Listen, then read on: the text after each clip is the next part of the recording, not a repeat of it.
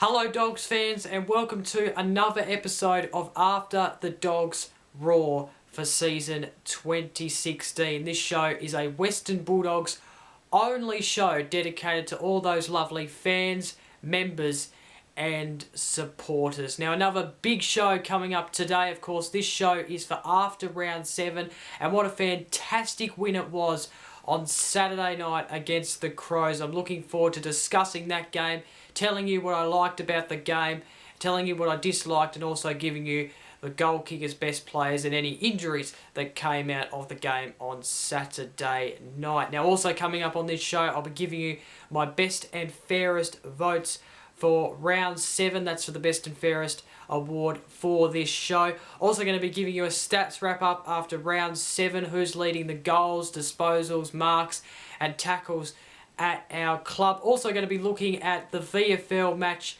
that Footscray played against North Ballarat at Whitten Oval on Sunday morning. Did we win? Did we lose? Of course, it was a must-win for us because we have been struggling in the VFL as of late. Also going to be giving you the injury board after round 7. Who's coming back this week? How many players are far off coming back and returning to the senior side? I'll give you that information in the injury board segment. Also going to be giving you my burning question for this week. I've got a massive burning question coming up. It might upset a couple of people. It might not. It is a realistic burning question, so I'm looking forward to telling you what my burning question is for this week. Also going to be looking towards the match between Melbourne in round 8, as well as finishing off the show with questions in 3 minutes. Okay, time to start the show off with an overview of the round 7 clash v the Crows, which was on Saturday night at Etihad Stadium. I was very excited on Saturday to sitting down on the couch and watching this game because it had the making of an exciting game of football, and it turned out that way. The Crows kicked the first goal of the game before we hit back and kicked the next 2 goals of the game. The Crows hit back. It was a very close game, but we took a 4-goal lead into the quarter-time break, with the score being 6-3 to 2-3. It was a great start to the game. We also led at half-time, 9-7 to 6-5. This was so exciting. We were playing some very exciting football, and it actually seemed like we patched up some of our mistakes from last week against North Melbourne, which is what I liked. Our kicking was very, very good as well. It was much improved. And our run and play from the back line to the forward line seemed to be a little bit better than what it was against North Melbourne. So we were opening up the Crows nicely. We led at 3/4 time still, 14-11 to 12-5. The Crows came back in the 4th quarter. It was a very close 4th quarter, but we were able to hold it out, which is what good sides do. And that's exactly what we did. And the final score ended up being 18-15, 123. The Dogs defeating the Crows 17-6, 108. It was probably the most exciting game of this year. Round 1 was so exciting. I was lucky enough to be at Etihad Stadium to witness that game, and it was just an exciting game. But this one has to be one of the most exciting for the year, in my opinion. It was just so good to see Redpath back in the side and really performing. It was quite good to see. It was good to see Stringer back to his best. 4 goals he kicked as we go through the Western Bulldog goal kickers. He kicked 4, Dixon kicked 3, Redpath had a good game, like I mentioned, kicked 3. Daniel Dale, Bondapelli kicked 2 each, while Liberatore and Wallace kicked singles each. Dale had a good game in the second half. He seemed to have a struggling start to the first half, but managed to come back and do really well in the second half and really cement a spot for next week. I know a lot of people have been saying to drop him, but I think he's definitely deserved his place in the side, no doubt about that. Bontempelli, he really starred in this match as well. Probably the best match he's played for season 2016 so far. I was really excited to see him back at his best. Daniel was back as well, kicked 2 goals as I mentioned. And also Boyd and Dalehouse played a really crucial part in the game as well, and as well as Morris and a few other players as well. Of course, Dixon, as I mentioned, kicked 3 goals. The best players for our Dogs side, Bontempelli got best on ground, well-deserved 2. Liberatore also got second best. Stringer, Dalehouse, Wallace, Morris and Wood got best on ground as well. Now, injuries coming out of the game. Stringer, he did a quad. He basically corked his quad. The commentators at the time, Brian Taylor to be more exact, did make it out to be such a big deal at the time. It didn't even look that bad, so he should be right for this week. I will give you a full update in the injury board on that, but he came back and played out the game, and I think he kicked a couple of goals after he came back on as well. So it wasn't as bad as what the commentators made it out to be. He hasn't done a hamstring. It's just a corked quad, and he should be right for this week, but I'll let you know in the injury board. Over 26,000 attended this game. It was an absolutely exciting win. Let's go to the votes. Okay, Dogs fans, time now for the After the Dogs Raw best and fairest votes for round 7. This is what I have come up with. I've given 1 vote to Luke Dalehouse. He had a great game. He led the disposals for the whole match. He's got 31 disposals, 14 kicks, 17 handballs, 2 marks. He had a great game, especially through the midfield of the game, and had to give him 1 vote. It was between him, Matthew Boyd or Tom Liberatore. I wanted to give them all 1 vote because they just played a great game, but Luke Dalehouse was the standout for me, so I've given him 1 vote. That's his first vote for the After the Dogs Raw Best and Fairest Award for this season. Hard to believe, actually, because he has been performing quite well over the last few weeks. 2 votes gone to Jake Stringer. He kicked 4 goals, had a big influence on the scoreboard. He did an amazing assist, didn't he? He basically kept it in. Could have been a behind, but he's tapped it in and kept it in for Daniels to just soccer it through. It was a bit like a corner, really, in soccer. That's how good it was. So well done to Stringer. He kicked 4 goals. He was back on the scoreboard for this week and had a great game. So Stringer gets the 2 votes. And my 3 votes had to go to Marcus Bontempelli. This is his first lot of votes for season 2016.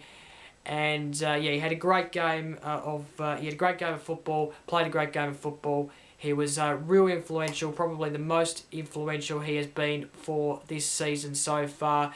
And it was good to see him back up and about. So he gets the 3 votes for round 7. Now, like I mentioned, I am going to be adding round 2 votes in this week. I'll add round 3 votes in for next week. So here are my round 2 votes. I gave the 3 votes to Jason Johannesson. You could all agree that he played one of his best games on that day against St Kilda. The 2 votes went to Lockie Hunter, and then the 1 vote went to Liam Picken. So let's have a look at the leaderboard. Lockie Hunter leads with 6 votes. 5 votes, Jake Stringer and Jason Johannesson. We then have 4 votes, Shane Biggs, and then the 3 votes, Kobe Stevens, Matthew Boyd, Marcus Bontempelli, and Matthew Suckling, all on 3 votes there. And then on 2 votes, we have Mitch Wallace, and then on 1 vote, we have Lukey Dalehouse, who just got a vote in round 7, and we also have Liam Picken, who got his only vote in round 2. So that is the After the Dogs Raw Best and Fairest Award for round 7. Okay, time now for the stats wrap-up after round 7. Who's leading what in terms of the goal kickers, disposals, marks and tackles? We'll start with the leading goal kickers like we normally do. Jake Stringer still leads the leading goal kickers after his 4-goal game on Saturday night. He leads with 15 goals. Marcus Bontempelli, the next best, on 10 goals. We then have Toby McLean, who has been a sensational player for our club this season, just in great form and one of the young upcomers for our side. He sits 3rd on 8 goals. We then have Tom Liberatore and Tory Dixon level on 4th with 6 goals. Tory Dixon able to break the top 5 for this week. We then have the leading disposals. We have Lockie Hunter leading the leading disposals. No surprise there on 223 disposals. We have Jack McRae second with 193 disposals. Matthew Boyd on 188 disposals sitting third. We have Luke Dalhouse on fourth with 178 disposals. And then Mitch Wallace rounds out the top 5 of the leading disposals on 174 disposals. Leading marks, Matthew Boyd leads the marks on 52. No surprise there, he's been one of the influential players in terms of marking for this season, as well as Marcus Adams, who is second on 44 marks, level with Lockie Hunter on the same marks, obviously 44. Dale Morris is on 4th with 39 marks, and then Shane Biggs on 37 marks. We then have the tackles. Lukey Dalhouse leads the tackles on 43. The next best is 11 short. Kobe Stevens at 32 tackles. We have level third is Jordan Roughhead and Tom Liberatore on 29, and then Jack McRae rounds out the top 5 on 25 tackles. That is the stats after round 7. Okay, time now to have a look at the AFL ladder after round 7. We currently sit 4th, just inside the top 4 with a better percentage than GWS Giants, who are level on points with us on 20 points. Hawthorn also level on points with us at 20 points as well, sitting at 6. North Melbourne still sit top. They could have nearly lost against St Kilda, but they didn't. Of course, North Melbourne, Geelong, Sydney Swans, all polling wins in round 7. So we still sit 4th. We're in the top 4, which is good. We just need to keep winning to give us a chance to top up the ladder and be at top spot after 1 round. So that is the ladder. We currently sit 4th after round 7. Time now to have a look at Footscray's round 5 VFL clash at Whitten Oval between North Ballarat. Of course, we have been pretty poor in the VFL the last couple of weeks. Last week against Werribee just wasn't good enough. And there has been games where we've actually started off pretty well in the first half, but then just absolutely dropped our cool in the second half and lost pretty convincingly. So this was a big game for Footscray. And, well, we won it pretty convincingly in the end. We led at quarter time 6-5 to 1-1. Led at half time 12-12 to 2-4. We then led at three-quarter time, and we pretty much won the game pretty convincingly. This was a good performance by Footscray. The final score being Footscray 20-21-141, defeating North Ballarat 5-6-36. The goal kickers for Footscray, Watt kicked 3 as well as Wallace. Webb, Dalglish, Hayes, Jong and Stanley kicked 2 each. We then have Honeychurch, Minson, Jamison and Dunkley kicking singles each for the Footscray Bulldogs. We then have the best players, Webb, Jong, Honeychurch, Watt, Williams and Wallace, all being the best, or all getting in the best players for this game, the North Ballarat. So a good win for Footscray in the VFL this weekend that's just been. Some talking points from this game: Webb, Jong and Honeychurch all having good games by the sounds of things. Webb is someone who has been consistently performing in the VFL, so surely his time in the senior side is coming soon. Just hold on to that thought, because he has been playing very good by the sounds of things. Jong, of course, dropped into the VFL side for this week. Seemed to have a really good rebound game. Of course, he would be disappointed for being dropped. So good rebound game from him. 2 goals and a best on ground performance for him. Honeychurch as well has been someone who I've been looking at closely, and he seems to be performing quite well in the VFL as well. So we've got 3 really good young players who can come in and make a big impact in the senior side if we were to get another injury, or if there was some players who weren't performing at their highest who need to go back to the VFL. So that is really, really good on the positive side of things there for Footscray. So let's go to the ladder now, and you can see that we have gone up to 9th place on the ladder after that win against North Ballarat. We are on 2 wins and 3 losses. We versed Port Melbourne this Saturday, the 14th of May, at their home ground. That will be an interesting encounter there. They're not going to be easy to beat, because I believe they're on 6th place on the ladder. So it's going to be an interesting game, that one. Looking forward to that. Okay, time now to have a look at the injury board after round 7. There is still a fair few names on the injury board as we sit here after round 7. I'll start with Nathan Hovat, who is still 1 to 3 weeks away with that ankle injury. Jason Johannesson's still 7 weeks away, although he is back on the track training and jogging laps, which is good to see. I mentioned that last week, of course, and that is still the case this week. Still likely to be back in 7 weeks, though. It could be shortened depending on his progress, but I'd have to say 7 weeks for now. That's a hamstring injury, of course. Robert Murphy, Josh Pruden, we know knee injuries there that have been season-ending injuries. Of course, Robert Murphy, the latest on him, whether he'll play on next year, still undecided. He is going away, though, I think next week or something, for a couple of weeks or for a few weeks or something to get away from it all. I think that's what he needs to make a decision. I'd like to see him come back and play another year, play his 300, possibly get a premiership with the Dogs. That would be a dream come true for him, so hopefully he does that, but of course it's his decision. Clay Smith and Rourke Smith could be back by round 12, especially Clay Smith.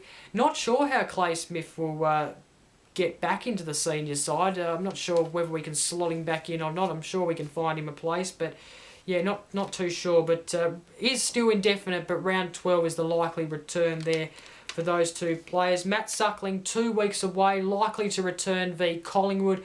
Have heard that he might return against GWS Giants over there at Spotless Stadium in a couple of weeks, or nearly a week, but I'd have to say Collingwood would be his return game, I'd say. As we know, Kobe Stevens didn't play on the weekend. Have to go through tests to determine whether he'll come back this week. I'd have to say if he doesn't come back this week, it'd most likely be next week against the Giants. But not sure how that's going. Tests will decide that. Tom Boyd with that shoulder, likely available for this week. Still, tests will confirm that, but likely available for this week. And I'd have to say it's very much likely that he will return this week through the VFL side. So we might not see him in the senior side this week. We might see him return through Footscray v Port Melbourne this Saturday. So that's just my opinion. That's just what I think will happen, and I think it's very likely that that will happen considering Redpath Dixon is in the side at the moment performing well. And then Jake Stringer, we know, left quad cork on Saturday. Tests to confirm whether he'll be fit and right to go this Sunday. You'd think he would be available though, and likely, but he has to be on the injury board because, well, he's done an injury, and even though he played out the game, there is a little bit of a concern, but he should be right and ready for Melbourne on Sunday. So that's the injury board after round 7. Okay, all you Western Bulldog member, supporters and fans, it's time for the Bevis burning question for this week. And, well, I have thrown up a lot of options for the burning question this week, but I thought this one would be very appropriate. Might upset a few of you because I know this man is probably up there as one of the favourites for some of you. And, of course, he has been around the club for a very long time, but it's time to address this issue because this has gone on for the last couple of years now where he has been playing in the VFL side. His number 1 position has been taken, and I just need to ask the question. So this week's Bevis burning question is 2016 the last year we will see Will Minson in the red, white and blue? It's probably going to be upsetting for some of you watching this right now, and I totally understand that, but let's be real. He's an unrestricted free agent at the end of this season. So that means that a club can approach him and possibly pick him up to play with their club next season or for the next 2 years or 3 years or whenever they decide to sign him or how long they decide to sign him for. It could be a chance that we'll never see him play a senior game for the Bulldogs ever again. It's so hard for him.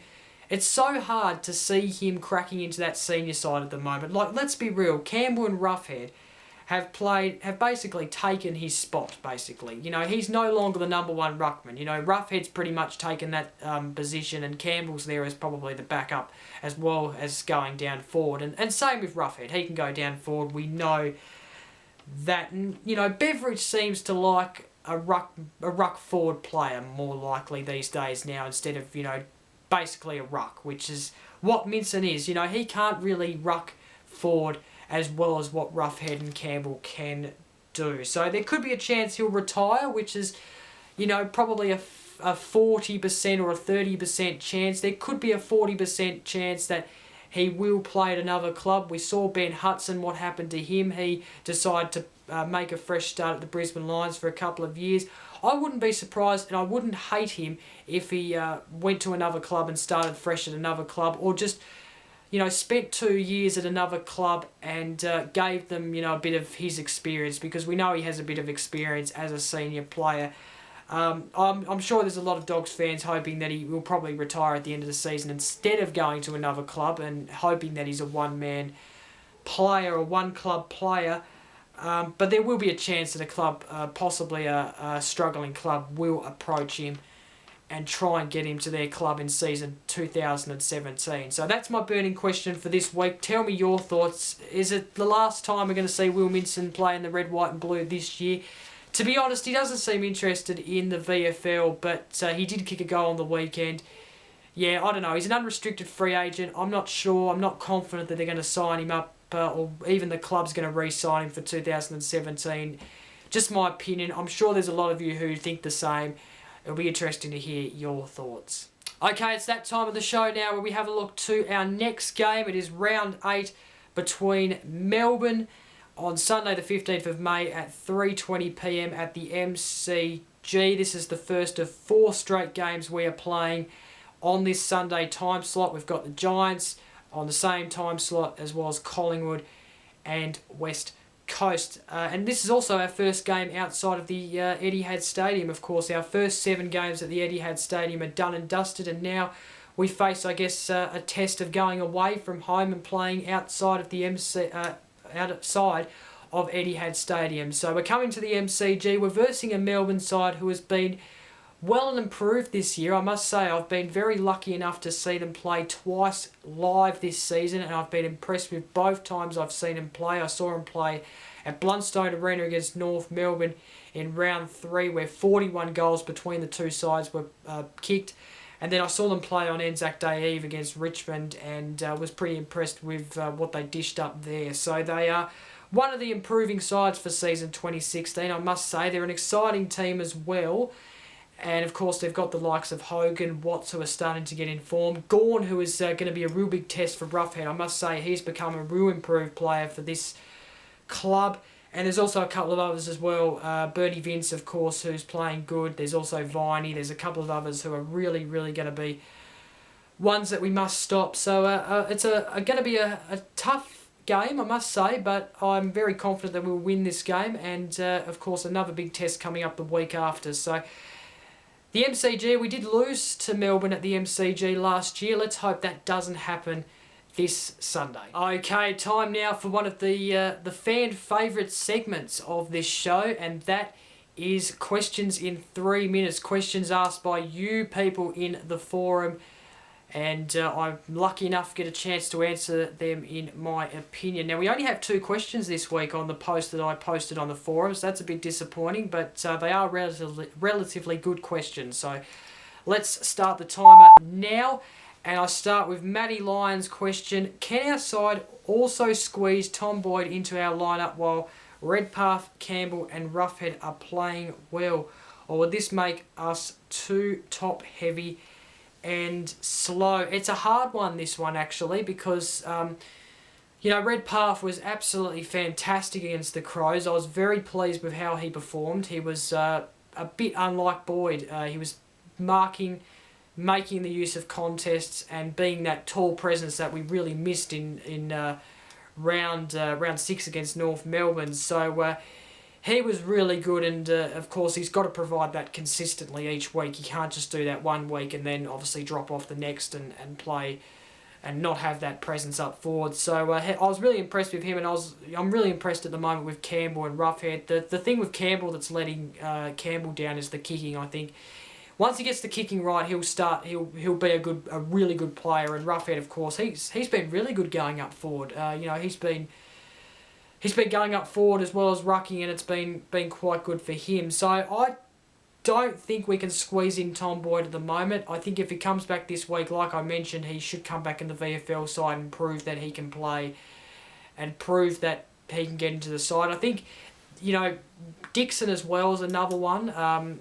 he's also another tall presence up forward. So you've got Dixon, Roughhead, and obviously Redpath, and then along the lines you've got Stringer, Dalhouse, McLean, and players like that, Daniels as well, up there in the forward line. I don't think you can if you're going to play all those talls. So unless we get an injury or something, I think Tom Boyd really needs to prove himself to get back into that senior side, because at the moment Redpath has probably taken his place, and same with Dixon and obviously Campbell and Roughhead. I think to answer your question, I think it would make us too top heavy and slow, because I think the thing with our forward line that's really good is that we have a few small forwards that are really speedy, like McLean and Daniels and Dalhouse. So yes, I do think that it will make us top heavy and slow, and I think that Boyd needs to go to the VFL to prove that he deserves a spot in the side. So that is a good question, Matty Lyons. I've gone to Chris's question. Have the Dogs brought their sexy back? I think they did on Saturday night. They moved the ball exceptional. And, there were a couple of little mistakes, but they were moving the ball, they were running and carrying, and they were getting it up to the forward line. And there was that strong presence up forward where Redpath or someone was able to mark or have some space to mark, and I liked that. So I think, yes, we have brought our sexy back, and we did it on Saturday night. So time's up. That is it. That is the questions in 3 minutes. And that is it for another episode of After the Dogs Roar. Thank you very much for watching. Don't forget to like, comment and share this video. Don't forget to subscribe. If you're watching this and you're not in the Western Bulldogs forum and you have Facebook, then go check it out. It's down in the description below. The link is down there. So go check it out. Join and get interacting with all our lovely member supporters and fans. Once again, thank you very much for watching. Until next Monday, I'm Jacob. Go Dogs. See you next week. Bye for now.